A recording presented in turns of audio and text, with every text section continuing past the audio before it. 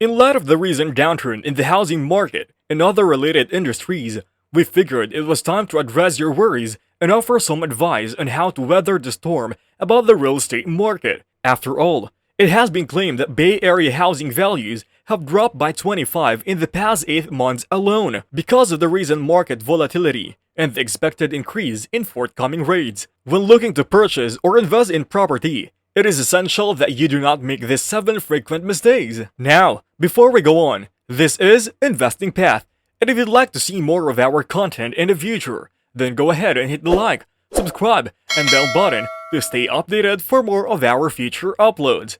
Other than that, let's get started. Making money in real estate is done through acquisitions rather than sales, and that is true. That is why being careful with your money is crucial. You should definitely spend more than the asking price if this is the one and only house you'll ever need, or if money is no object. But for the rest of us, it is important to remember that our homes are replaceable, even if it hurts to realize it. If you're going to talk about this with a real estate agent, they tell you how often they see a client get all worked up over a house they were considering buying, only to have their rationality completely thrown out the window when they were extremely emotional about the prospect of losing the property. After that point, it is blindingly difficult to imagine that there might be other, better options available, which is why the best optimum time to make money in real estate is during the buying process, when you have the highest chance of snagging a deal on a property that is undervalued by 5 to 15%. This protects you from further market declines and provides you with more equity. To put it another way, if you can find the right price for a given piece of property, then it makes perfect sense to acquire it. You shouldn't pay more than the item's fair market value. Second, you shouldn't buy a house before doing some financial planning to see how much it will cost. This does not mean that the mortgage on the property will be $400,000 with a correspondingly high monthly payment of $27,000. Instead, the most common thing real estate agents encounter is a buyer who drastically underestimates the cost of repairs when they purchase a home. You might believe this just relates to investors, but in reality, many homeowners really do this. They missed an opportunity to save a lot of money by renting the house first while they look for a better offer on another property. Every repair you do will end up costing more than you had originally planned. You should budget an extra 25% for unexpected costs. It is also very usual for first-time homeowners to miraculously forget about the nagging problems that crop up over time after moving in. For this reason, it is important to know how to assess a home's worth. If you don't know how much rent you can expect to collect, you can end up with a home that loses money. As a third piece of advice, try not to make the error of taking on too much debt at the present time.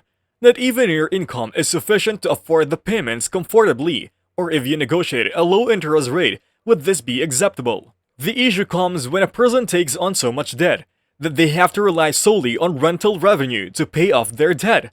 If you don't have enough money saved up or a backup source of income to keep paying your mortgage if something happens to your salary, you might end up in serious financial trouble very quickly. The same thing is happening again today that it started in 2008, when consumers took out too big of a loan and couldn't write out a reduction in prices. In order to have some breathing room in case of unforeseen circumstances, it is wise to make a down payment of 20 to 25% on any major purchase.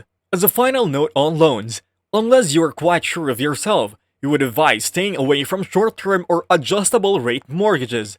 At present, the short-term adjustable rate mortgage is more affordable than the traditional 30-year fixed-rate mortgage, especially if you believe the Fed will reverse course and begin lowering interest rates in the fourth quarter of 2024. This, however, is not assured, and you may end up paying more down the road. Even if banks were to provide you a discount for taking out a short-term loan instead of a 30-year fixed-rate loan, the discount would disappear if interest rates continued to rise. This raises the question, why take the chance? Your payment will remain the same throughout the course of a 30-year term, allowing you to make long-term plans with confidence. From there, you can decide if it would be beneficial to your monthly budget to refinance at a lower interest rate. However, 10 years from now, Interest rates are anyone's guess, and we wouldn't want to gamble a sum this size on a single piece of real estate. Our fifth tip for you: never invest money you'll soon need in a piece of real estate. When you factor in the cost of buying, maintaining, and selling a home, it can take as long as 5 to 7 years before you make a profit. If it seems excessive, factor in an extra $6,000 for things like closing costs, insurance, and fees. From that vantage point, you will be held accountable for every omission. It is true that real estate prices have a history of rising steadily over time, but the trend is far from assured. If you're hoping to make some quick money, you should go elsewhere. Thus, the best method to ensure financial stability is to invest in a home that you plan to maintain for at least 7 to 10 years. Declining rents across the country. This may seem exaggerated or alarming, but believe us, it occurs frequently. In other words, you should get ready for it. One of the simplest ways to mitigate the impact is to prepare for it in advance.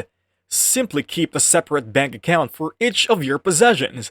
It is as simple as that, and it makes things much easier to manage when there is a reserve fund set aside for use in case of emergency repairs. Do not take the first tenant that offers you the highest money if you are a real estate investor. Other tenants, which we will refer to as professional tenants, have moved in with the bare minimum required and then stopped paying, knowing that it may take anywhere from 3 months to a year to get them evicted. That is why they just put it in the bank.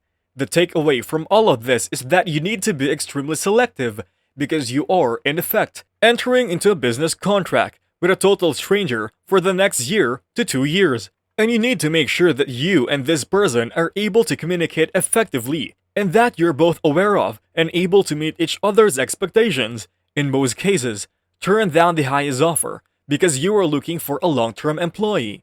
The person should be pleasant to work with, pays on time, and treats the workplace as if it were their own. This explains why you should never feel rushed. Finding the proper individual is more valuable than getting the highest possible price. Even if the real estate market keeps falling over the next few years, we are confident that you will be in a far better position to make a purchase or investment. Investing aggressively for the long term puts you in the best position possible to make as much money as possible, which, in our opinion, is always the case, even though good bargains often take longer to find. On the other hand, what are your thoughts so far about these tips that we have just mentioned? Are you interested further in utilizing them, or do you have additional ones to share? Make sure to comment it down. Besides that, thanks for watching. This is Investing Path, and if you liked watching our content, then go ahead and click the like, subscribe, and bell button for more of our personal investment and financing tips and updates for you. Thanks again for watching, and we'll see you soon.